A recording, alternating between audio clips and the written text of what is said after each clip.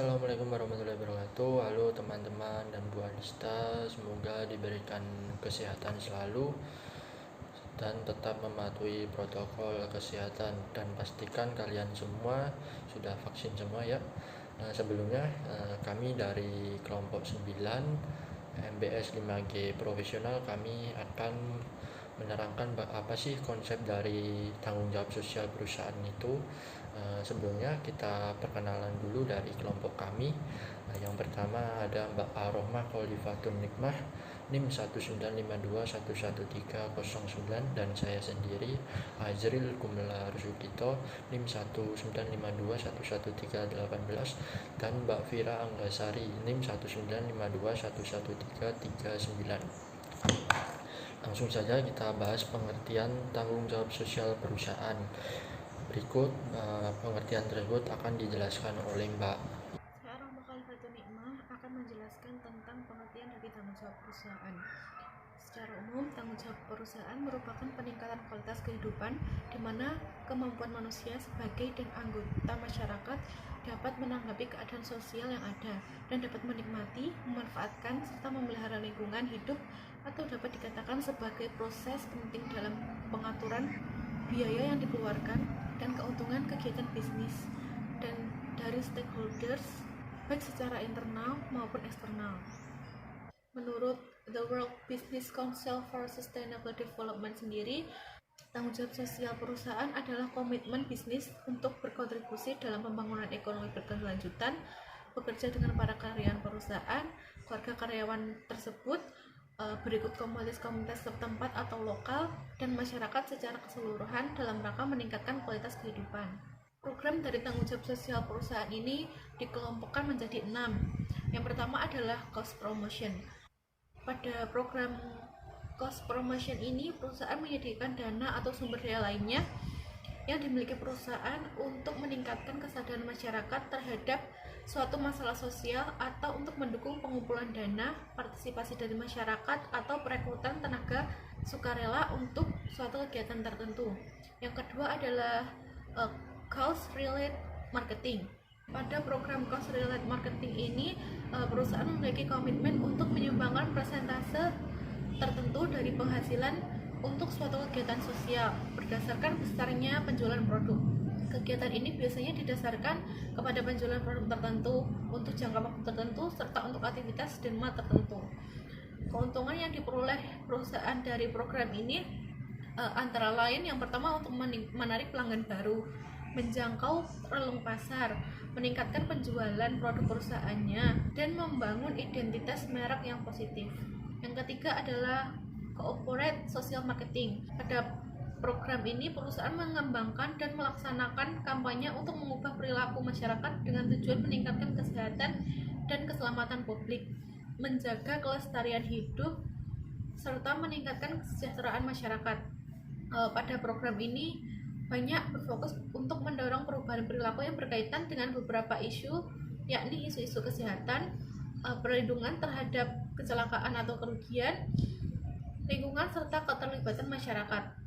Keuntungan yang diperoleh dari program ini adalah untuk menunjang posisi merek perusahaan, menciptakan preferensi merek, mendorong peningkatan penjualan, menarik mitra yang dapat diandalkan, serta memiliki kepedulian sangat besar untuk mengubah perilaku masyarakat, serta memberikan dampak yang nyata terhadap perubahan sosial. Yang keempat adalah corporate philanthropy. Pada program ini, perusahaan memberikan sumbangan langsung dalam bentuk derma untuk kalangan masyarakat tertentu. Sumbangan tersebut biasanya berbentuk pemberian uang secara tunai, paket bantuan, atau pelayanan secara cuma-cuma. Keuntungan yang diperoleh dari perusahaan dalam program ini adalah yang pertama untuk meningkatkan reputasi perusahaan, yang kedua memperkuat masa depan perusahaan melalui penciptaan citra yang baik di mata publik, yang ketiga adalah memperoleh pemasok yang memiliki produk yang berkualitas tinggi, serta memperoleh citra yang baik dari para pembuat peraturan yang akan berpengaruh. Yang kelima adalah community volunteering.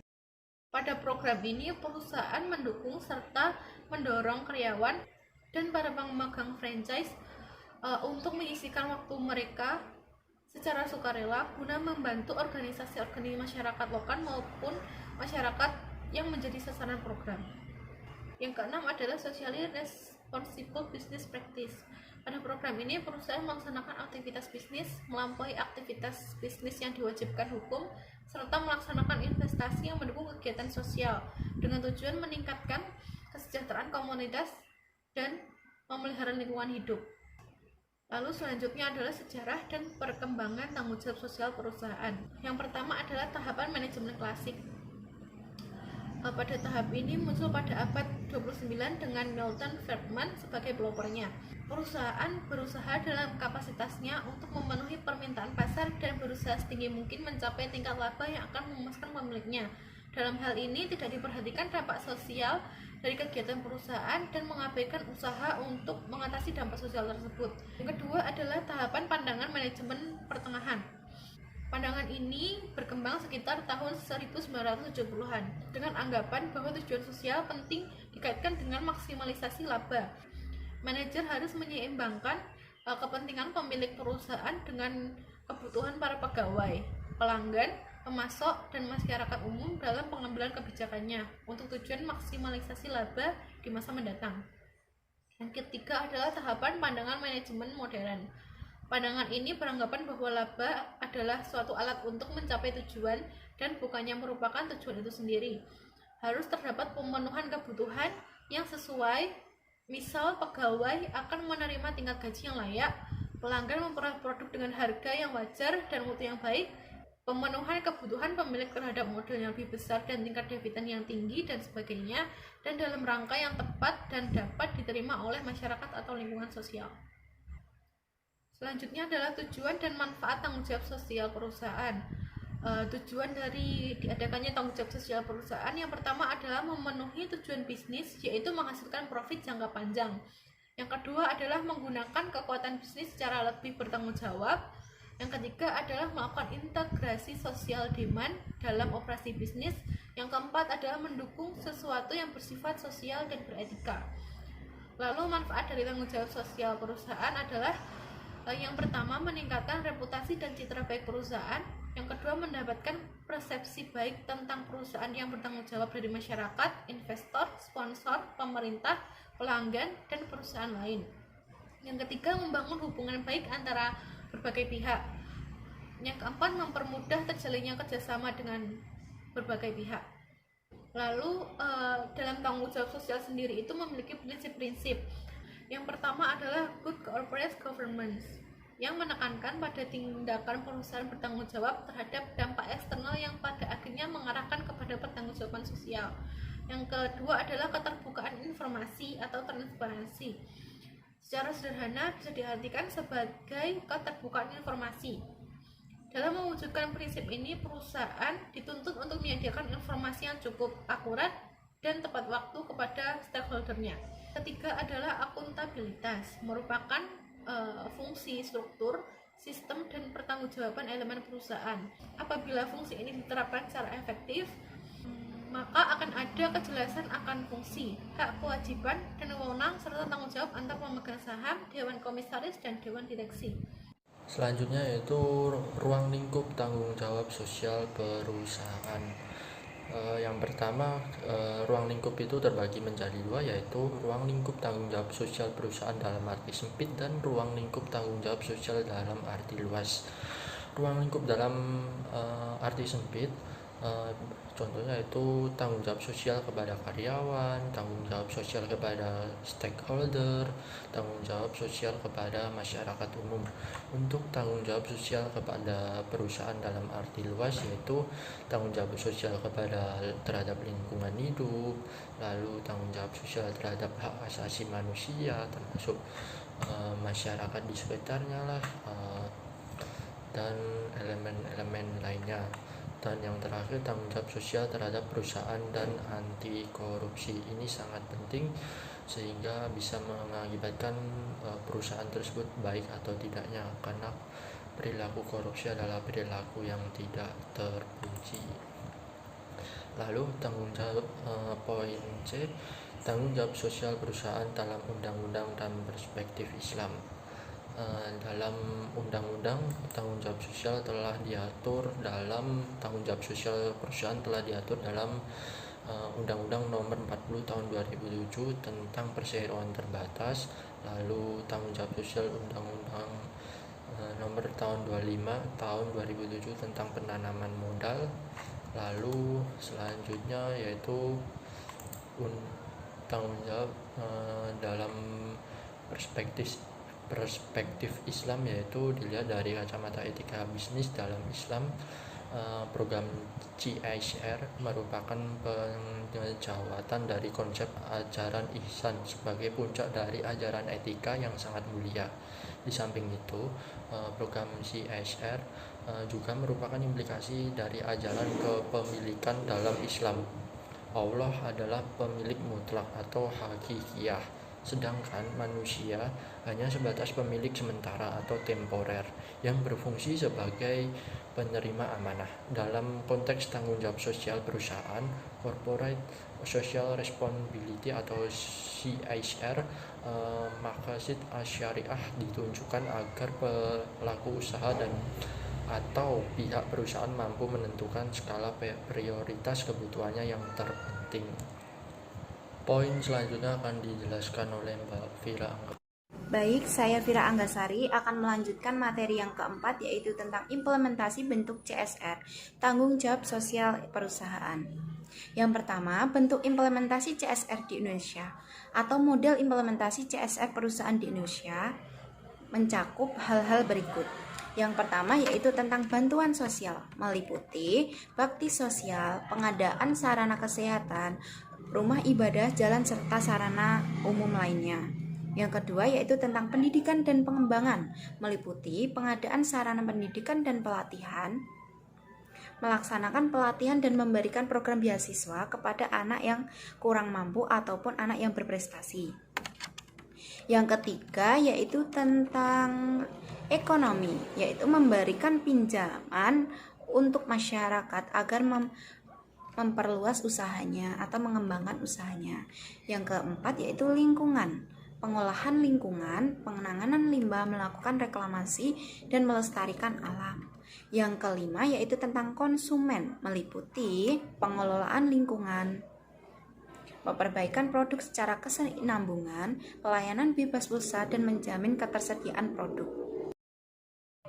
Kedua yaitu pendekatan dalam implementasi tanggung jawab sosial perusahaan untuk mengimplementasikan tanggung jawab sosial yang dikemukakan oleh R.W. Griffin. Ada 4 pendekatan yang sudah dikemukakan. Yang pertama yaitu tentang sikap obstruktif, yaitu pendekatan terhadap tanggung jawab sosial yang melibatkan tindakan seminimal mungkin dan melibatkan usaha-usaha untuk menolak atau menutupi pelanggaran yang dilakukan oleh perusahaan. Yang kedua yaitu sikap defensif, yaitu pendekatan tanggung jawab sosial yang ditandai dengan perusahaan hanya bersyaratkan hukum secara minimal atas komitmennya terhadap kelompok dan individu dalam lingkungan sosialnya. Yang ketiga yaitu sikap akomodatif, yaitu pendekatan tanggung jawab yang diterapkan suatu perusahaan dalam melaksanakan apabila diminta melebihi persyaratan hukum minimal dalam komitmennya terhadap kelompok individu dan lingkungan sekitarnya. Yang keempat atau yang terakhir yaitu sikap produktif, yaitu pendekatan tanggung jawab yang diterapkan suatu perusahaan secara aktif untuk mencari peluang dan untuk menyumbangkan demi kesejahteraan kelompok atau individu lain. Yang ketiga yaitu tentang pemanfaatan CSR dan JIS. Ajaran filantropi itu benar-benar bisa terwujud dengan sendirinya, akan sangat tergantung kepada kemampuan pengelompokan atau pengelolaan perusahaan untuk memberikan motivasi seluruh karyawannya agar mempunyai kepedulian kepada orang lain. Itulah sebagai gambaran bahwasanya zakat dan wakaf, bahkan infak dan sedekah, kesemuanya merupakan potensi yang bisa digali untuk proses CSR dalam sebuah perusahaan. Adapun bentuknya bisa berguna sesuai kebutuhan masyarakat karena tujuan akhirnya adalah membantu dan kepedulian kepada orang lain. Materi yang kelima yaitu tentang masalah-masalah dalam penerapan tanggung jawab sosial perusahaan di Indonesia. Dalam ini masuk dalam studi kasus, yaitu mengakibatkan perusahaan mengalami masalah dengan masyarakat karena kurangnya penerapan tanggung jawab sosial perusahaan di Indonesia. Salah satunya yang paling terkenal yaitu yang dilakukan oleh PT Lapindo Brantas. Perusahaan ini bergerak di bidang pengeboran minyak bumi dan gas, di mana perusahaan ini melakukan kesalahan fatal dalam prosedur pengeboran sehingga mengakibatkan luapan lumpur lapindo yang disebut dengan lumpur lapindo. Pada akhirnya luapan ini menyebabkan 4 desa di Sidoarjo tenggelam. Hal ini mengakibatkan kerugian hingga triliunan rupiah dan masyarakat banyak yang kehilangan tempat tinggal, pekerjaan, sekolah, bahkan lahan mereka. Hingga akhirnya PT Lapindo ini dituntut untuk ganti rugi, lahan masyarakat dan pabrik juga ikut tenggelam karena di area tersebut merupakan pusat industri. Masalah ini bukan muncul hanya kerugian material saja, tapi juga masalah sosial yang muncul. Dan selanjutnya PT Brantas ini melakukan tanggung jawab sosialnya, di mana perusahaan ini melakukan ganti rugi yang ditalangi oleh pemerintah. Selain itu, perusahaan juga harus mengembalikan atau mencarikan lahan untuk tempat tinggal mereka atau tempat tinggal masyarakat di sekitar yang sudah mengalami kerugian. Hingga saat ini masih ada masyarakat yang terdampak dan belum mendapatkan ganti rugi dari perusahaan tersebut, dan banyaknya masyarakat yang masih belum memiliki tempat tinggal juga. Tentu hal ini harus segera diselesaikan oleh PT Lapindo Brantas karena masyarakat juga mempunyai hak agar mereka memiliki hidup kembali, serta perusahaan harus memberikan pendampingan sosial maupun psikolog agar masyarakat tidak trauma lagi. Dan demikian itulah tadi rangkaian presentasi dari kami. Bila ada pertanyaan silahkan bisa ditulis di kolom komentar atau WA grup kelas kita ya teman-teman, dan mohon maaf jika ada kesalahan dalam presentasi kali ini, dan jangan lupa subscribe dan like. Terima kasih. Wassalamualaikum warahmatullahi wabarakatuh.